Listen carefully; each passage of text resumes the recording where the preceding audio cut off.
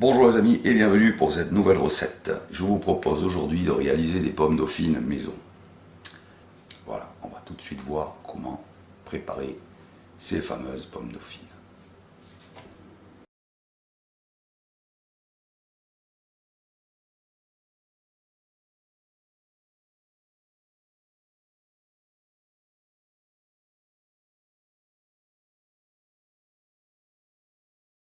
Je vais commencer par le plus long, évidemment les pommes de terre que je vais éplucher, rincer, couper en cubes. Alors la coupe des pommes de terre est pas très importante, je vais faire pas trop gros pour que ça cuise plus vite et gagner du temps. Voilà les pommes de terre, coupées en gros dés pour accélérer la cuisson. On ne les laisse pas entières, c'est pas nécessaire ici, comme je vous ai dit. Donc on démarre la cuisson à l'eau froide. On pense à les rincer avant de les couper, c'est mieux. Et on met une grosse pincée de sel. Voilà. Quand c'est cuit, la pomme de terre ne revient pas avec le couteau, elle glisse toute seule. Celle-là, elle est capricieuse pour ça. On égoutte. La passoire étamine. Ce qui va être très rapide. Parce que les patates sont très cuites.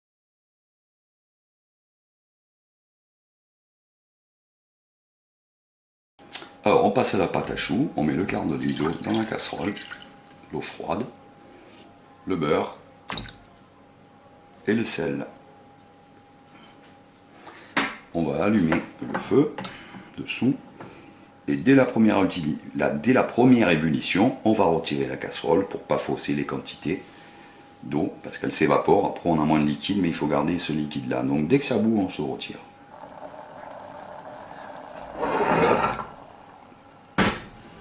Voilà, on se retire. Si votre matière grasse n'est pas totalement fondue, ce qui m'étonnerait fort, vous attendez quelques secondes qu'elle fonde hors du feu, qu'elle finisse de fondre. On met la farine, on mélange.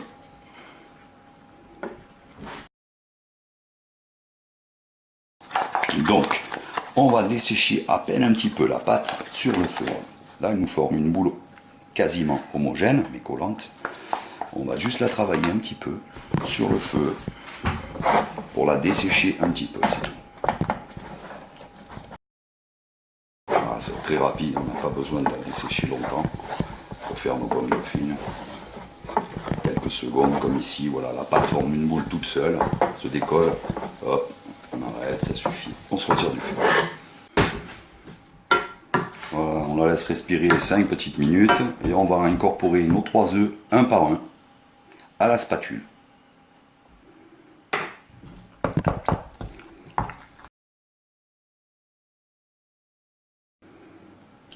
Hop là.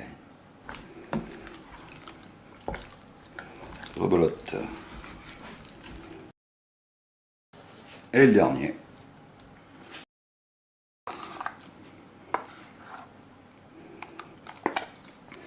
Voilà, on va pouvoir alors verser la pâte à choux dans la pulpe de pomme de terre pour finaliser notre appareil, la pomme dauphine.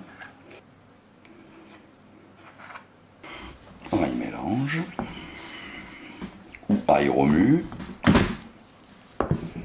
Bon, c'est un peu enquiquinant, mais ça vient après, quand même assez rapidement.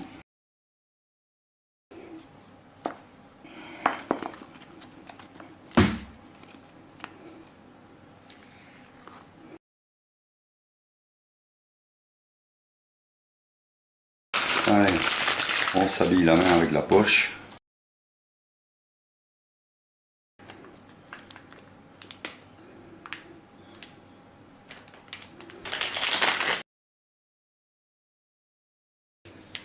Je couperai plus haut après.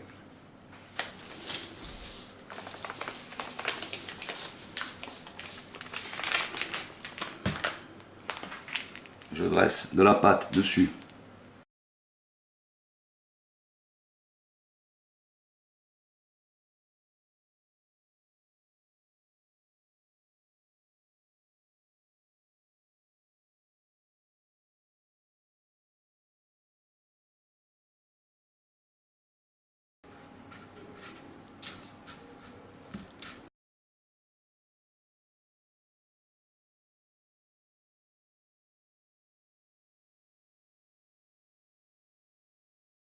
ici on a plusieurs modes de cuisson possibles ou de préparation.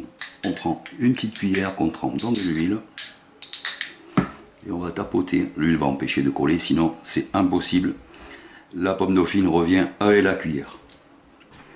Alors, la pomme dauphine classique, voilà comment elle se fait. Au-dessus de la friteuse, on appuie un ciseau, tac. On fait attention parce que ça, justement, ça, on se baisse un petit peu plus près du niveau de l'huile pour éviter le plouf. Au plus on est haut, au plus ça plouffe.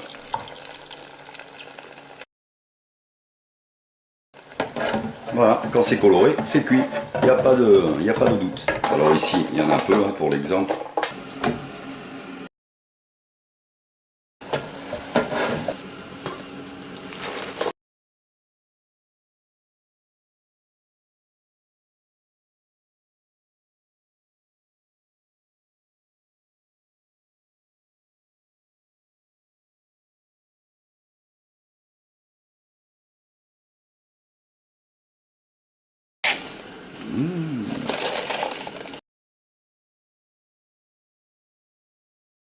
Voilà.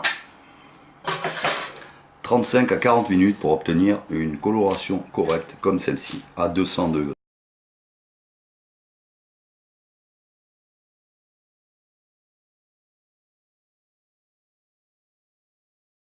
Allez, place au test. Alors, noisette ou pas noisette?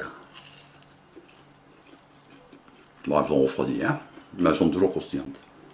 Voilà. C'est bon.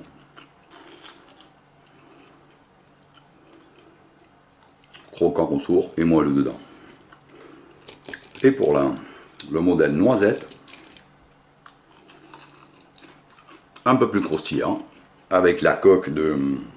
On voit bien qu'ici ça ne s'affaisse pas. La coque de semoule fait son travail autour. On a la pomme noisette du commerce, celle en surgelé. Hein. Alors le petit test de nos pommes dauphines au four. Alors, beaucoup moins croustillant qu'en friture évidemment. Et ça reste bien meilleur en friture. Voilà, à mon goût.